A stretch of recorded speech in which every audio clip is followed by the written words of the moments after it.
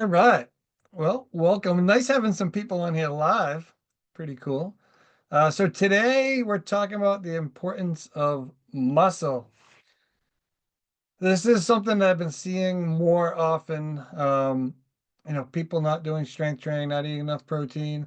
All these things lead to muscle loss. So, gonna kind of talk about how aging affects muscle mass and what to do about it.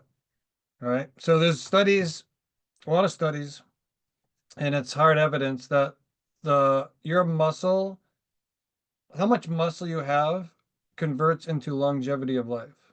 It's pretty crazy. So the more muscle we have, the longer we'll live. All right. So as we age, maintaining muscle becomes, super crucial. Not just for like looking good, but overall health, energy, independence, being able to take care of yourself when you're older, being able to get up and down off the ground. All these things are based off of having muscle. So after age 30, 35, depending on, what group you're talking to, we naturally start to lose muscle mass at a rate of roughly 3 to 5% over a decade. All right, doesn't sound like much, but it rapidly declines. It's called sarcopenia. So the time we're in our 40s and beyond, which I believe all of us are, this leads to slower metabolism, reduced strength, and risk of injuries and illness. So one of the things I always hear just talking to people all the time is, I haven't done anything different, and the weight came on overnight. Right? So it's been years of you losing muscle mass. And then it gets to a point where your metabolism is so low that the weight starts to come back on. So good news is can all be, reversed, fixed, optimized. Um, so you can slow down muscle and you can actually build muscle, regain strength. There's people in their 70s and 80s that have put on muscle mass. All right. So age always plays a little bit of a role, but it's not going to be the reason if you're doing the things that we need to do. All right. So let's kind of first talk about why maintaining muscle is important. So, like I said, muscle is metabolically active tissue. So that means the more muscle you have, the more calories you burn at rest. All right. So when you're sitting down watching Netflix, if you have more muscle, you're burning more calories. All right. So that's super cool. Who wouldn't want that? Losing muscle will decrease your metabolic rate and it makes weight management a lot harder. So if you ever seen like or been out with somebody that's got a lot of muscle, like a big muscly guy or whatever, even a woman, they can eat tons of food and they don't always eat super amazing. It's because their body's burning it so freaking fast. All right. So people with a lot of muscle, it takes a lot of discipline to get there, but once you get there, it's easier to maintain and you can get away with a lot more because your body's burning at a high rate. All right. So one of the big reasons I strength training is one, longevity, two, being able to take care of myself, and three, like can eat more food, because your body's burning. So it improves strength and independence, everyday activities. Like we use our muscles for everything, guys. Climbing stairs, going grocery store or carrying groceries, getting up from a chair, going to the bathroom every day, squatting. So you're using your muscles. So if you're losing muscle mass, it's going to make it super hard to do that when you get older. All right. So maintaining muscle helps you stay independent as you age. Supports bone health. So weight bearing exercises that build muscle. It also helps maintain bone density, especially women as you age. Bone density decreases, men too, but more in women. So it reduces the risk of osteoporosis. And I'll explain in a second why all these things are important if it's not obvious. So enhancing hormonal balance, strength training improves hormonal health. So a lot of people I speak with, they feel like their hormones are all out of whack, and that's why they're not losing weight. Strength training can help optimize and balance your hormone levels. So it it can help insulin sensitivity. Helps. I don't want to get too sciencey, but helps growth hormone production.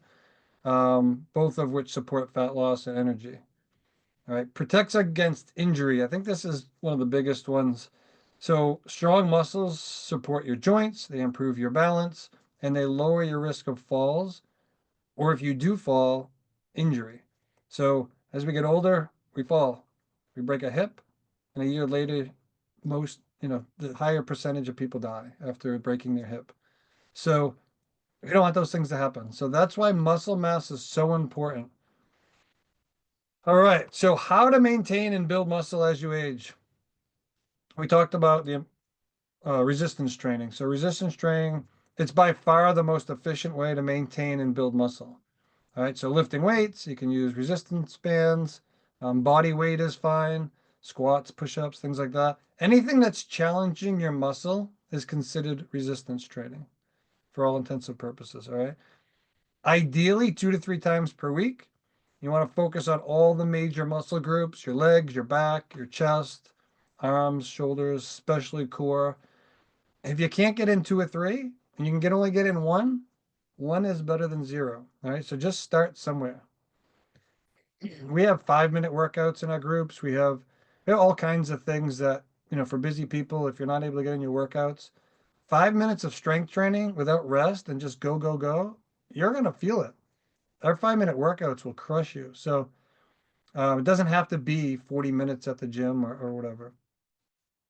Protein. You hear this all the time. Prioritize protein in your diet. So protein is absolutely essential for muscle repair and growth. So women over 40 should aim for minimum 30 grams of protein per meal. It's only gets you to about 90, but then having protein snacks between will get you well above 100 where most of you need to be. But lean sources, chicken, fish, eggs, Greek yogurt, tofu, legumes. I'm actually going to be trying to implement legumes. I'm going to give it a shot. That's my new thing. Every month I try to implement something different that I'm not doing now. 1% better. All right. So stay active daily. So this is beyond the 2 to 3 times workouts. Stay active. So like we look at activity levels as far as steps go. So walking throughout the day, walking is by far the best thing you can do for yourself. So if you do nothing else, just walk. Our bodies are designed to walk. Walk, walk, just keep walking. And the more you walk, the more benefits you get. Where a lot of things like if you get to a certain level of strength training, like there's a point where you're not getting much return after it, diminishing returns. Walking, you're getting like if you do 10,000 steps and you do 20,000 steps, you're getting a ton more benefits at 20,000 steps than 10,000 steps. Where strength training, if you do 40 minutes or an hour and a half, there's not a huge upside after that 40 minutes. All right, 45 minutes. So gardening, stretching, those all combat sedentary lifestyles, which accelerate your muscle loss. I just started doing this thing. They call it rope flow. And so it kind of looks like a big jump rope. And it's freaking tiring. It works your core. So it's great because I sit and do, make phone calls and talk to people on the phone a lot. So I'm sitting. So I get up, I do that for 5 minutes, I get on the next call. Then I get up, do that for 5 minutes, get on the next call. So I'm just trying to make use of downtime. So just, I guess, find something that works for you. Rest and recovery. So Sandy and I were just talking about sleep. So sleep is not only important for like establishing routines, but also it's when your muscles recover, and it's when our brain dehydrates and everything is recovering at night. Okay, so sleep it's essential. And if you're not sleeping at least 7 to 9 hours, then focus on increasing your sleep or the quality of your sleep. So if you're sleeping 5 hours, let's try to work on getting to 5.5 hours. All right. So trying to improve your sleep, that's going to help your body recover. It's going to help maintain muscle mass. It's where our bodies actually grow. The muscle grows during sleep. It's not during the actual workouts. And it's vital for recovery and muscle repair. All right. So certain supplementation can be important for maintaining muscle mass as well. So if you're not getting enough protein, you can take a protein powder, whey or plant. Whey has science has shown has better benefits as far as increasing muscle and maintaining muscle, but either one is fine. Creatine is kind of like a supplement a lot of people don't know about, or the people that know about it, they think of it as like a bodybuilding supplement. And I used to think that as well. Because when I was a kid, I'd use creatine, and back then you would cycle it. So you'd do it for like 12 weeks, take 12 weeks off, do it for 12 weeks, and it was for strength gains. But all the new research shows unbelievable benefits for brain health. All right, just 5 milligrams a day. If you want to accelerate brain health, it's 10 milligrams a day, but five would be the minimum. And that's going to help maintain muscle mass. It does a bunch of other things too. It's kind of like a secret supplement that nobody really, I don't know a whole lot of people that take it, with the exception of people like that I talk with or in our community. But my wife takes it, my son takes it, he's 23, I take it. Um, Many of our clients take it. You're not going to feel that, well, you might it also puts more water into our muscles. There's so many other things it does, but creatine, kind of for this training purpose, is great for maintaining muscle. All right, vitamin D is important for both bone and muscle health. Muscle health, and so magnesium and vitamin D in women are the most deficient nutrients. All right, throughout our country. So vitamin D, most people don't get enough. All right, so if you're not getting enough, and you don't want to go by well, I'm not going to tell you what you want to go by, but in my opinion, you don't want to go by a Western medicine range. We want to be at optimal levels. So like my functional doctors that I work with, they want me at an optimal level of when I was 25 years old. So that's the goal. Where like Western medicine is like, yeah, so people 40 to 60 that they just randomly picked, they could have had freaking diabetes. You don't even know what they've had. This was their ranges and they were healthy. We want optimal levels. So that's why I say, in my opinion, I'm not saying one is better than the other, but in my opinion, it's better, but that's just an opinion. So, best exercises to support muscle maintenance and growth. I'm just checking the time here, 14 minutes. I like to keep these under 20. So, I'm sorry, push-ups are great. If you can't do a push-up, instead of doing them on your knees, I'd rather see you doing it on an incline, right? So what that would mean is like on a chair, just make sure the chair's against the wall, a couch, table. If you're just starting out, you can do them against a wall. And as you go lower, you're going to get stronger and stronger. All right. Then you're doing them on your knees. There's a lot better data out there showing that's gonna give you better benefits than doing them on your knees. Okay. If the incline doesn't work for whatever reason, you don't have anything to use, then do them on your knees. It's fine. But I like to go over what's optimal and then, but anything's better than nothing. Dumbbell rows, great for strengthening back, improve posture. Basically, not going to get into too much detail in these, but you're kind of bending over. Oh, you get somebody jumping in. And you're just pulling into your rib cage. All right, lower body, best thing is just squats, body weight squats, chair squats. Like we squat every single day of our life. We're going to the bathroom, we squat. We go to pick something up, we squat. So you're squatting all the time. So squatting obviously strengthens your legs, it strengthens your glutes, your butt, your hamstrings, your quads, and it's crucial for mobility. Okay. Lunges are another good one. Great for balance, improving functional strength. And then for core, the kind of the staple is a plank, right? Strengthens your entire core and improves stability. If you can't do a plank, again, do them on an incline. And as you get stronger, you'll come down to a plank. You can do them on your elbows, you can do them on your hands. And then like full body stuff would be resistance bands. Resistance bands are great. You can do them at home. When I travel, I take resistance bands. I just do workouts quick to maintain while I'm traveling.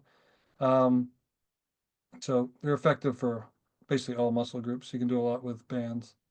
Kettlebells can be good as well, but a lot of people have poor form, so it's not one of my favorites. All right. So if you if you do a plank, a couple, two a day, as long as you can, whether it's 30 seconds.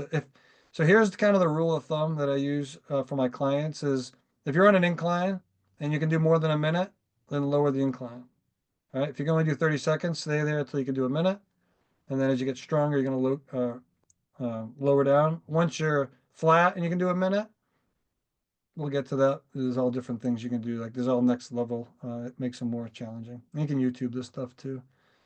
Um, so common barriers and how to overcome them. All right. So Hold on a second. I think I just skipped over a part. My notes. All right. So these are like kind of some objections that I get with people is like, I don't have time, right? So, like I said, strength training you can do in 5 minutes if you have to.